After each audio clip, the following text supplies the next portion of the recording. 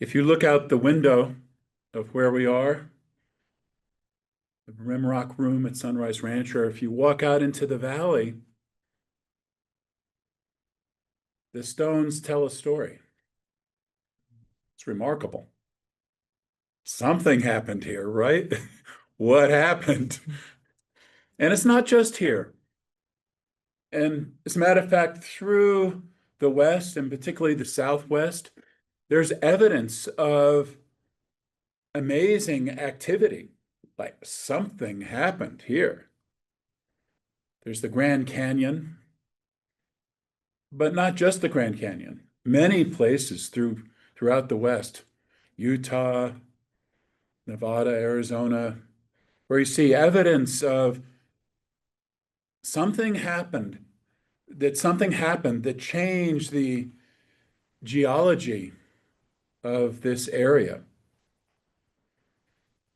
In other places around the world, the forests and so on tend to cover it over more than here.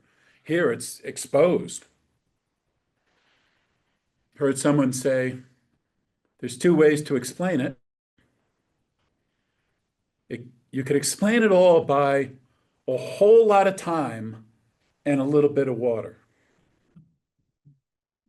That is the general explanation for what happened to the Grand Canyon. A whole lot of time and a little bit of water. There is another explanation, which goes the other way around. A little bit of time and a whole lot of water.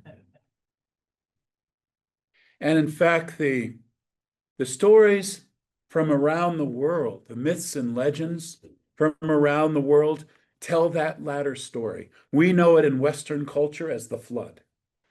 Noah's Ark and the flood, yes? This spiritual community has been, is to whatever degree, a vibrational ark. And what would that be? Well, the ark was a place of safety, yes, in the middle of the storm. There needs to be a safe space within the storm, within the world as it is, to preserve the sanctity, the integrity, the well-being of what is true about us as a human being. And there's an individual component to that. That's something we learn, right? Maturing, growing up, we have to learn that in some way. And you might say it's a lifelong learning, how to do that. And the world hasn't necessarily become a peaceful place. In some respects, yes, but in other respects, no. I was just hearing the numbers and the death toll in the Ukraine. It's like tragic, catastrophic. That's just one small example. Well, near and far, whether it's someone we had thought was a friend or what's happening out there in the world, there's a flood of a certain kind. There are dimensions to the flood. We do have real water, flooding places. But beyond that, there's an energetic flood, a vibrational flood. There are forces energetically working in the world, set loose in the world. Yes, there's a vibrational flood. And what is the answer to a vibrational flood? A vibrational ark. And what would that be? There is the individual dimension of it. I want to go here this morning to the collective dimension of the vibrational ark. What is it? It is the energetic field we hold with other people. Yes. A close relationship.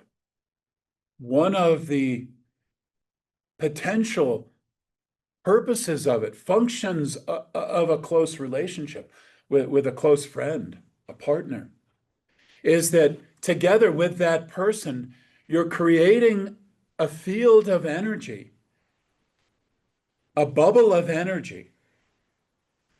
If we think of the building of a boat, yes, there's the outer shell of it, the outer shell of the boat, but there's a framework to it. There are timbers that hold that shell in place.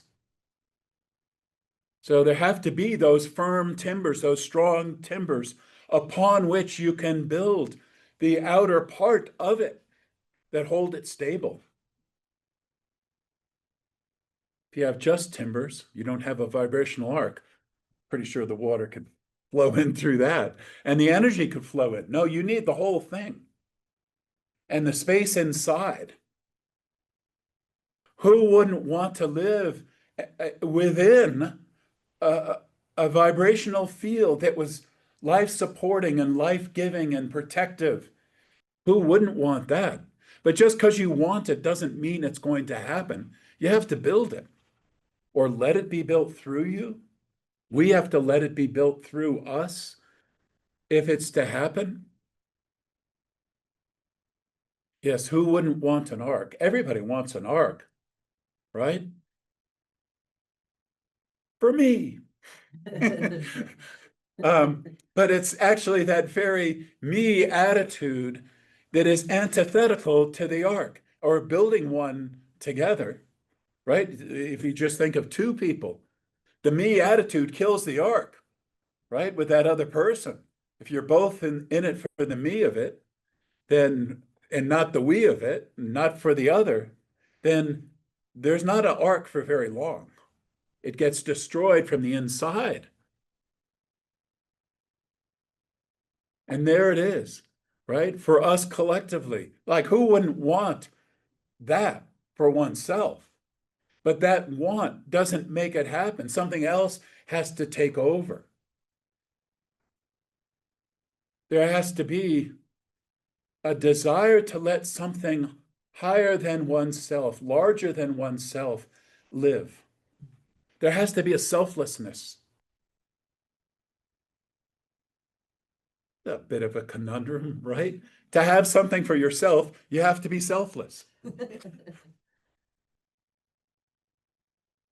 There has to be the priority of allowing the very source of life, the very source of love, to be able to live in your own life and with others. You have to desire it in a selfless way for other people, for what you're sharing together, and for the very sake of the beauty of what you've touched, and for the possibility that that could live here. And where there is that selflessness,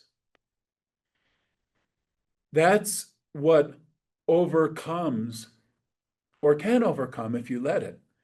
That's what overcomes all the little tripwires that break apart the energy field. All the self-centered motivation, all the envy, all the fear, all the resentment,